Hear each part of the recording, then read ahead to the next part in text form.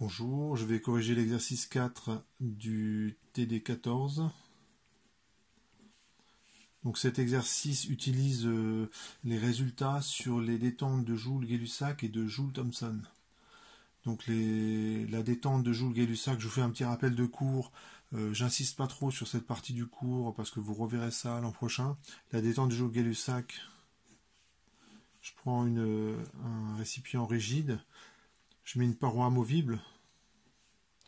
Ici, il y a du vide. Ici, un gaz. Et on enlève la paroi. Et comme il n'y a pas de transfert thermique et pas de travail, on a delta U qui vaut 0. Alors on peut quand même se poser la question, mais à quoi ça peut servir une manip comme ça? Alors, delta U égale 0 parce qu'il n'y a pas de transfert thermique en calorifuge. Il n'y a pas de travail parce que la détente du gaz se fait dans le vide, donc P extérieur ça vaut 0. Donc il n'y a pas de travail des forces de pression. Et alors, à quoi ça peut servir? C'est que si vous étudiez un gaz et que vous faites ça, vous pouvez mesurer la différence de température entre le début et au départ et à la fin. Et dans le cas d'un gaz parfait, on ne doit pas observer de variation de température. Et si on observe une variation de température, en fait, on peut avoir accès à des paramètres microscopiques du gaz. Donc c'est bien que la manip soit macroscopique, on peut, si on l'exploite bien, en déduire des caractéristiques propres au gaz et on peut même remonter avec des modèles à des grandeurs microscopiques. Ça, c'est Gay-Lussac. La détente de Joule-Thomson, c'est vous prenez, elle est plus facile à réaliser, vous prenez un tuyau et vous le pincez. Voilà. Vous empêchez le fluide de passer, tout simplement. Vous calorifugez l'ensemble. Et ce qu'on montre, c'est que la variation de la quantité suivante, l'enthalpie, plus l'énergie cinétique massique, plus l'énergie potentielle massique, ça vaut 0. Donc souvent, ça se résume à ça. Delta H égale 0. Alors ça ne se résumera pas à ça si je commence à étudier non plus ce truc-là, mais une tuyère un réacteur de quelconque, où là, je ne peux plus négliger la vitesse, l'énergie cinétique des gaz qui sont expulsés de la tuyère. Dans ce cas, on va garder ces termes-là. Mais tant qu'on fait des manips standards, on pourra dire que cette détente, elle est isenthalpique. Donc ça, c'est un petit rappel de cours. Et on met ça en œuvre dans cet exercice. Alors, question 1, on considère... on a cette équation d'état, donc c'est grand 1. Voilà, donc dans le grand 1, on fait c'est Joule-Gay-Lussac. J'ai oublié Joule, ça c'est pas bien.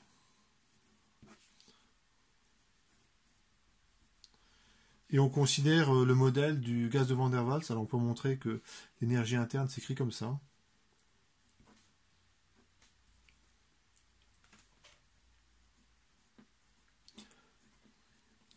On voit que c'est un petit peu plus compliqué que le modèle du gaz parfait, parce que l'énergie interne, elle dépend du volume. Donc ça, et alors que dans le modèle du gaz parfait, en gros, vous avez que ce terme-là. Donc c'est pour ça que le modèle du gaz parfait il est bien, c'est qu'en général les calculs du coup sont très simples. Et on écrit simplement que delta U, ça vaut 0 pendant la détente.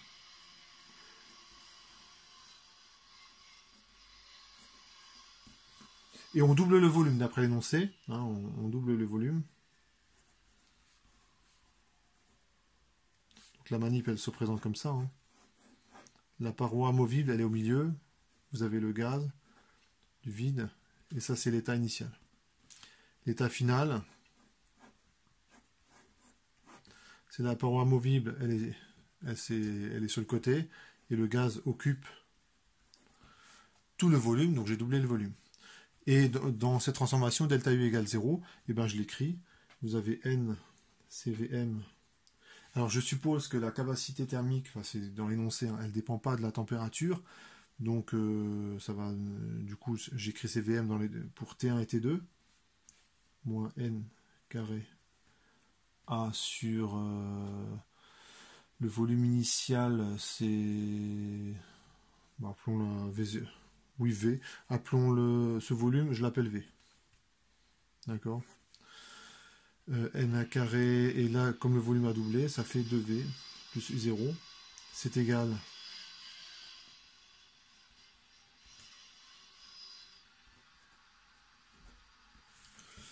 Et donc, on finit les calculs. On isole, on isole T2 moins T1, et ça donne le résultat suivant. Voilà, ça donne ce résultat. Et on peut faire l'application numérique. Et puis, on vous donne la valeur. Est-ce qu'on vous donne la valeur de A? Ah bah non, on vous donne pas la valeur de A. Alors, je vais me présenter un petit peu différemment. Vous pouvez mesurer la variation de température. Vous connaissez le volume qu'occupait initialement le gaz. Vous connaissez la capacité, enfin vous connaissez tous les paramètres et en fait vous pouvez en déduire A. Donc l'application numérique, en fait je ne peux pas la faire, mais c'est pas très grave. Et A en fait c'est un paramètre qui correspond, qui décrit l'interaction entre deux entités au niveau microscopique. Donc, je vous passe les détails, mais on peut mesurer cette grandeur. Dans le grand 2, on a une détente de Joule-Thomson. Donc cette fois-ci, et on a un gaz dont l'équation d'état s'écrit comme ceci. Voilà. Alors, dans la question 1, donc ça c'est donné de l'énoncé, hein, on a une équation d'état comme ça. Ce terme-là, il tient compte du volume propre des entités. C'est-à-dire qu'on ne néglige plus le volume des entités. Elles ont un certain volume qui vaut NB, ça correspondrait à la compression maximale. Hein, c'est comme si je prenais un mètre cube d'air, je le comprime, jusqu'à 1000 bars, et ben en gros je vais obtenir un liquide et je pourrais plus le comprimer. Un V doit être toujours plus grand que NB, donc ça c'est vraiment le volume d'une phase condensée. Alors, je vous rappelle la définition de CV, c'est D2U sur D2T AP constant. Je vous rappelle la définition de CP, c'est D2H sur D2T AP constant. Donc ça, c'est des définitions à connaître. On vous dit également, ça c'est l'énoncé qui vous le dit, c'est que U ne dépend que de la température. Ce qui fait que CV, je peux l'écrire comme ça ne dépend que de la température.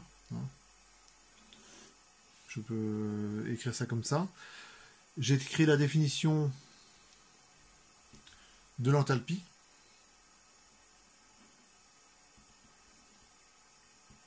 Je peux calculer CP qui vaut D2H sur D2T AP constant. Donc je remplace D sur D2T de U plus PV AP constant. PV, je le remplace. U, je vous rappelle que ça dépend que de la température. Et PV, ça vaut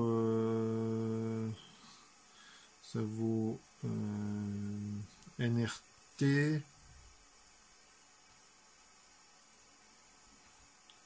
plus NPB. AP constant. Je vérifie que j'ai pas fait d'erreur. PNB, ouais c'est ça. Et ben je dérive, la dérivée d'une somme, c'est la somme des dérivées. D2U sur D2T, comme U ne dépend que de la température, ça fait D2U sur D2T. Et là, je reconnais CV. Ensuite, je dérive ça par rapport à la température, ça ne dépend pas de la pression, plus NR. Et ce terme-là, il ne dépend pas de la température, plus 0. Donc finalement, j'ai CP qui vaut CV plus NR. Donc c'est la relation de Maillère.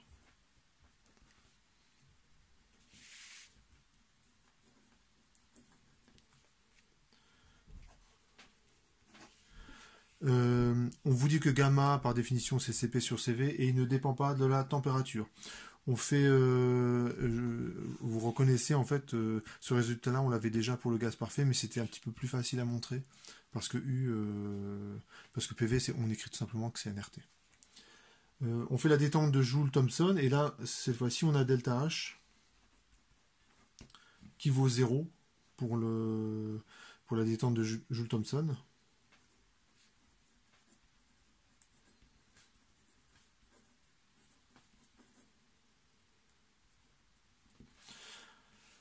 Donc allons-y. Vous avez delta H qui vaut 0, et je détaille, c'est U2 plus P2 V2, c'est égal à U1 plus P1 V1.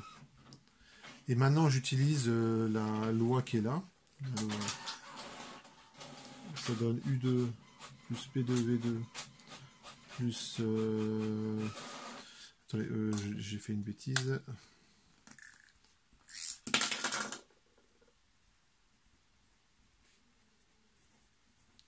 Voilà, donc P2 V2, je le remplace, ça donne ça. Plus égal à U1, la même chose du côté 1. Et on vous demande qui fait passer sa pression. Donc P1 et P2, c'est contrôlé par l'expérimentateur. Et on peut mesurer la variation de température. Donc finalement, on a T2 moins T1 qui vaut... Voilà, quand on fait le calcul, ça donne ça. On vous dit que...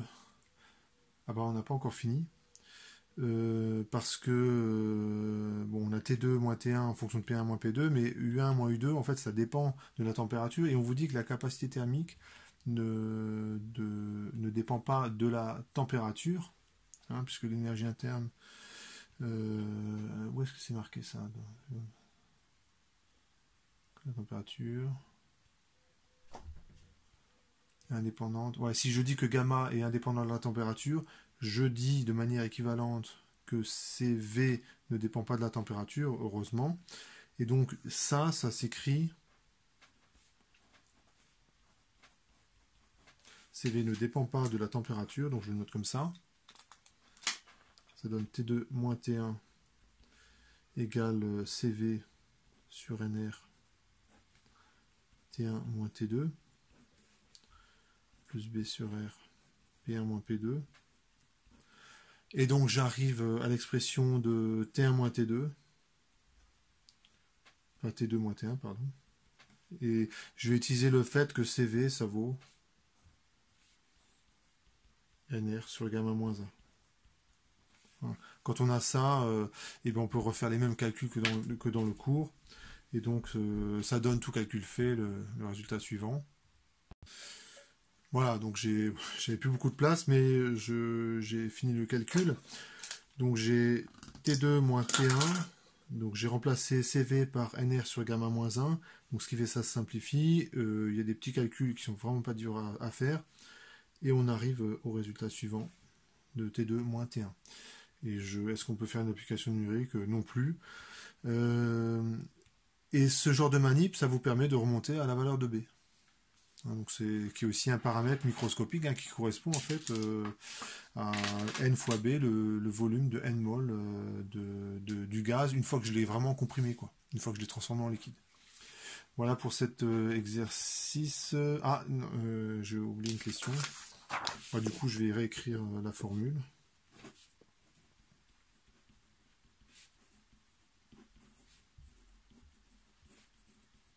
Voilà. Un petit peu plus de place.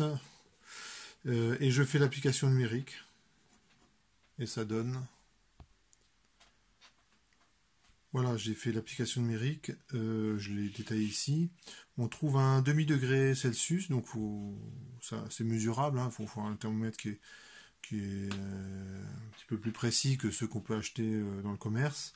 Il doit mesurer à 0,1 degré près pour voir quelque chose. Et on peut remonter à ce paramètre petit b qui décrit le gaz au niveau microscopique. Voilà pour cet exercice.